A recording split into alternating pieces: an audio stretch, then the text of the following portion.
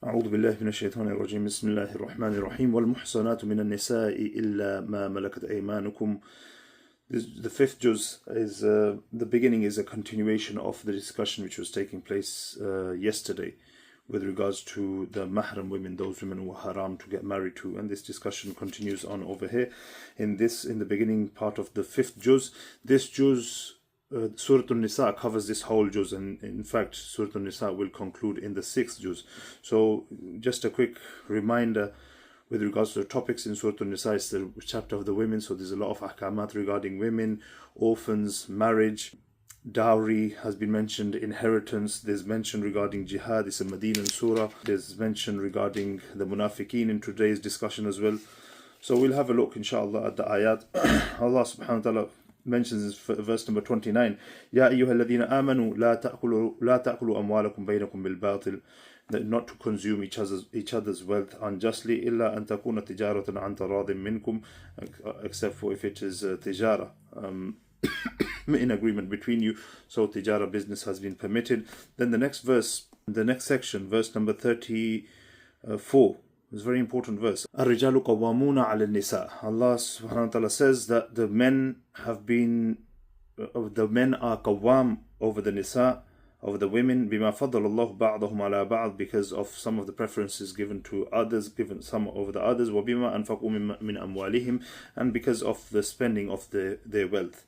Now qawwam here refers to a position of authority, that the men are in charge or responsible. In other words, a better translation would be that the men are responsible. Allah has given them this responsibility. It's not a position to abuse, which unfortunately some men might be doing, but this is a position of responsibility. The men have been given this responsibility and they will be answerable on the Day of Judgment if things go wrong.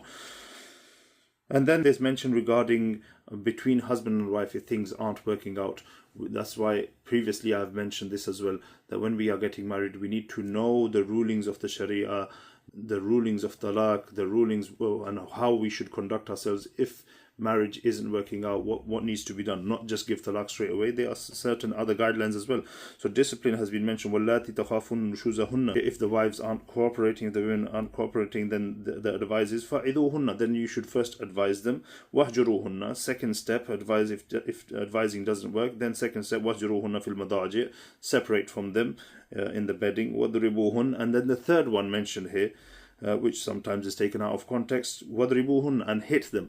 This does not literally mean to hit them, beat them up and inflict pain on them. This is just as a reminder, as a discipline. And a beautiful example, explanation for وَضْرِبُوهُنَّ, to hit them.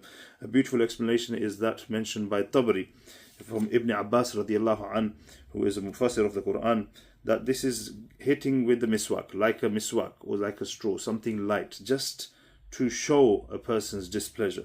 So this has been mentioned, and in the next verse there's mention regarding the next step. If this does not work between themselves, then arbitration. وَإِنْ خِفْتُمْ شِقَاقَ بَيْنِهِمَا فَبَعْثُوا حَكَمًا مِنْ أَهْلِهِ وَحَكَمًا مِنْ أَهْلِهَا. Get a hakam, a just person from either side, and try to reconciliate between the two. Then the next verse number 37. Verse number 37 mentions حقوق الله and حقوق العباد. وَاعْبُدُوا اللَّهَ وَلَا تُشْرِكُوا بِهِ شَيْئًا وَبِالْوَالِدَيْنِ إِحْسَانًا. Worship Allah and do not commit shirk. وَبِالْوَالِدَيْنِ إِحْسَانًا, and do good to the parents. This is the important point which shows here, is that next to shirk, Allah has mentioned, which is the most important thing, the wahdaniyah, the oneness of Allah subhanahu wa ta'ala. Next to it has been mentioned, the parents has been mentioned many places in the Qur'an. This shows the importance of dealing with excellence towards the parents, and then the other relations have been mentioned as well. وَبِذِي الْقُرْبَى وَالْيَتَامَ وَالْمَسَاكِينَ, to the end of the verse. In the next ruku, there's mention regarding not going close to salah. As I mentioned a couple of days ago, that alcohol was prohibited in stages. First stage was advisory, then the next stage was not going close to salah. Ya ayyuhalladhina amanu la taqrabu as-salata wa antum sukara. Do not go close to all believers, do not go close to salah wa antum sukara, in the state of intoxication, while you are drunk, hatta ta'lamu ma taqulun, until you know what you are saying. And then there's mention about shirk, the greatest sin which will never be forgiven. Verse number 48, Inna Allah la yaghfiru an yushraka bih wa yaghfiru ما دون ذلك لمن يشاء. Allah will not forgive shirk, وَيَغْفِرُ مَا دُونَ ذَلِكَ لِمَنْ يَشَاءُ, and He may forgive other than this for whoever He wants. And this is if a person dies upon shirk. Because as we know, if a mushrik accepts Islam, repents, turns to Allah, he will be forgiven. So this is talking about if a person dies, Allah may forgive any sin, no matter how great the sin. But one thing Allah has promised in the Qur'an is that Allah will not forgive shirk. So if a person dies without iman, then there is no hope for him. Other than that, there is a chance Allah may have mercy and forgive any sin, but we can't take that for granted, and we need to try and work towards that and earn the mercy of Allah subhanahu wa ta'ala. Verse number 59 mentions, Ya ayyuhalladhina amanu ati'u Allah wa ati'u ar-rasul wa ulul amri minkum. O believers, follow Allah and follow the Rasul. Wa ulul amri minkum, and those in authority as well. Further is this mention, verse number 69, وَمَنْ يُطِعِ اللَّهَ وَالرَّسُولَ فَأُولَٰئِكَ مَعَ الَّذِينَ أَنْعَمَ اللَّهُ عَلَيْهِمْ مِنَ النَّبِيِّينَ وَالصِّدِّيقِينَ وَالشُّهَدَاءِ وَالصَّالِحِينَ. We want to be with the Nabiyyin, with the Anbiya. We want to be with the highest rank. How do we get to this? How do we achieve this? وَمَنْ يُطِعِ اللَّهَ, very simple advice here. وَمَنْ يُطِعِ اللَّهَ وَالرَّسُولَ, whoever obeys Allah and His Rasul, follows Allah and His Rasul, فَأُولَٰئِكَ, they will be مَعَ الَّذِينَ أَنْعَمَ اللَّهُ عَلَيْهِمْ, they will be with those who Allah has blessed, مِنَ النَّبِيِّينَ, from the Nabiyyin, Siddiqeen, Shuhada, martyrs, and Salihin, and the pious ones. وَحَسُنَ أُولَٰئِكَ رَفِيقًا, what great company are those. And then there's mention in the next section, from the next ruku onwards, is mentioned quite a bit regarding jihad and the preparation for jihad. Ya ayyuhalladhina amanu khudhu hidrakum fanfiru thubatin aw infiru jami'a. From here onwards is mentioned regarding jihad, and then how death will find a person. There's no point hiding and running. أينما تكونوا يدرككم الموت ولو كنتم في بروج مشيدة, that wherever you are, death will find you, even if you are in lofty fortified towers.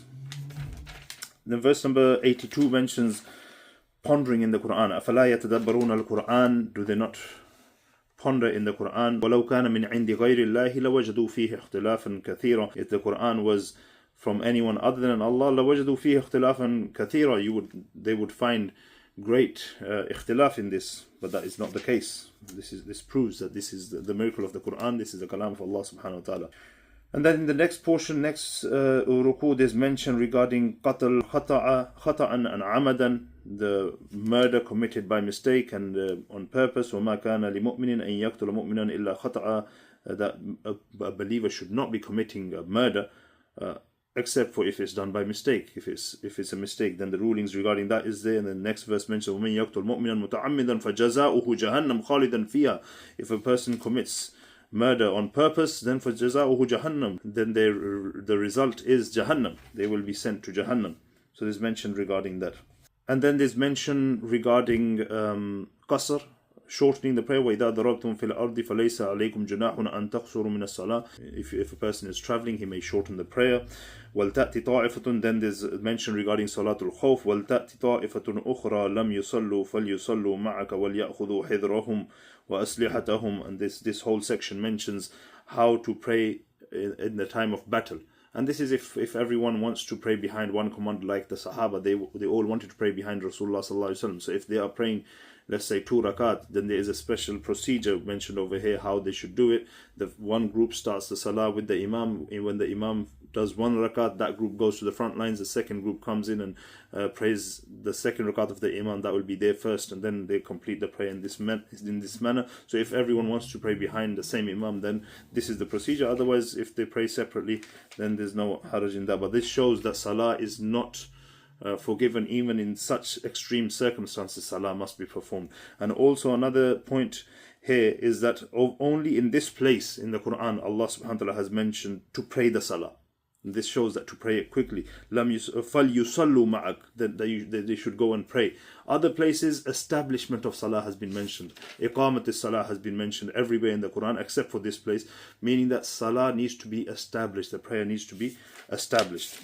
And then near the end of the juz, there is the question, وَيَسْتَفْتُونَكَ فِي النِّسَاءِ, they ask you regarding the nisa, قُلِ اللَّهُ يُفْتِيكُمْ فِيهِنَّ. And then there's, from this section, there is mention about the women and how to deal with them, and advice regarding women. And then verse number 135 mentions justice, that we need to be just. يَا أَيُّهَا الَّذِينَ آمَنُوا كُونُوا قَوَّامِينَ بِالْقِسْطِ شُهَدَاءَ لِلَّهِ in front of Allah subhanahu wa ta'ala, وَلَوْ عَلَىٰ أَنفُسِكُمْ, even if it's going against yourself, أو الوالدين, or against your parents, or الأقربين, or against your relatives, we need to do justice and be just. And then the last portion of this juz addresses the munafiqeen, is mentioned about the munafiqeen, and verse number 138, for example, mentioned بَشِّرِ الْمُنَافِقِينَ بِأَنَّ لَهُمْ عَذَابًا أَلِيمًا. The way Allah subhanahu wa ta'ala has mentioned it, give glad tidings to the munafiqeen that they will have a painful punishment. Glad tidings that they will have a painful punishment. Then there's mention إِنَّ الْمُنَافِقِينَ يُخَادِعُونَ اللَّهَ وَهُوَ خَادِعُهُم. The munafiqeen think that they are deceiving Allah, but it's rather Allah is deceiving them. وَإِذَا قَامُوا إِلَى الصَّلَاةِ قَامُوا كُسَالًا. And when they stand towards salah, they stand lazily. يُرَاءُونَ النَّاسِ, to show people. وَلَا يَذْكُرُونَ إِلَّا قَلِيلًا وَلَا يَذْكُرُونَ اللَّهَ إِلَّا قَلِيلًا. And they do not remember Allah except for a little. This shows this is a trait of the munafiqeen, standing in salah lazily, because the munafiqeen at the time of Rasulullah sallallahu alaihi wasallam, they would come to the masjid to pray as well, because if whoever doesn't come to the masjid, why wouldn't you come to the masjid? It's people would consider that nifaq, that they have nifaq, that's why they're not coming to the masjid. Otherwise, why not? If we apply that nowadays, illa mashallah, we see how many people come to the masjid, those who without excuse living close by to the masjid. So this shows we shouldn't be lazy in our salah. We need to be deliberate. We need to learn the salah in the correct manner, and to the emphasis of salah is so much to pray with concentration, devotion for the sake of Allah subhanahu wa ta'ala, not to show people and not to resemble the salah of the munafiqeen. May Allah guide us and protect us. And then verse number 145 mentions the punishment of the munafiqeen. Innal munafiqina fi ad-darki al-asfali min an-nar. The munafiqeen will be in the lowest level of Jahannam. The hypocrites will be in the lowest level of Jahannam. The worst punishment will be for the munafiqeen. So that concludes the 5th juz. May Allah subhanahu wa ta'ala give us the true understanding of the Qur'an and Sunnah. May Allah give us the ability to act upon the Qur'an and Sunnah and follow this and propagate this to others as well. Ameen wa akhiru da'wana alhamdulillahi rabbil alameen. Jazakumullah khair.